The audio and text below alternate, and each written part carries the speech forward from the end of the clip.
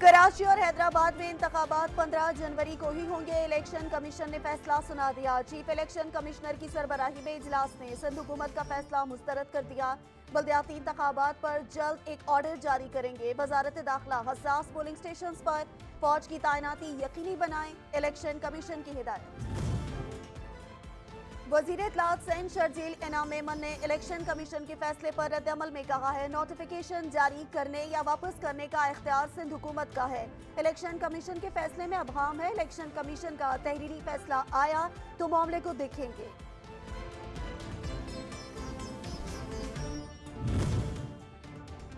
جماعت اسلامی کا election commission کے فیصلے کا خیر مقدم احتجاج مؤخر کر دیا۔ حافظ نعیم الرحمان کہتے ہیں کارکنوں کو الیکشن کی تیاری کا کہہ دیا ہے۔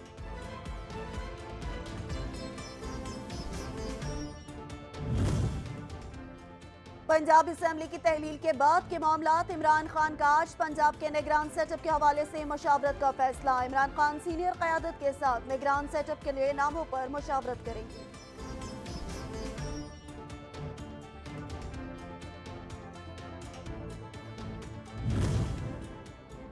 نون لیگ کے قائد نواز شریف کا وزیر اعظم شہباز شریف سے ٹیلی فونک رابطہ۔ پنجاب کی سیاسی صورتحال پر تفصیلی تبادلہ خیال۔ وزیر اعظم اور گورنر پنجاب کو اہم ہدایات دیں گے۔ مارچ یا اپریل میں ممکنہ انتخابات پر نون لیگ کی حکمت عملی کا جائزہ۔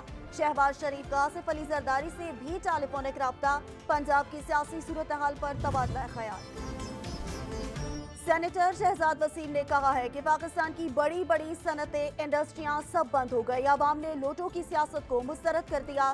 ہم پنجاب اور کے پی اسمبلی کو ملکی مفاد کے لیے تحلیل کرنے جا رہے ہیں۔ ملکی مسائل کا حل صرف اور صرف عام انتخابات میں ہے۔ سربراہ پاکستان عوامی مسلم لیگ شیخ رشید اور ان کے بھتیجے شیخ راشد توہین مذہب کیس میں بری ہو گئے۔ اٹک کے جوڈیشل میجسٹریٹ محمد عارف نے توہین مذہب کیس میں شیخ رشید اور شیخ راشد کو بری کرنے کا فیصلہ سنایا۔ عدالت نے دونوں رہنماؤں کی بریت کی درخواست منظور کر لی۔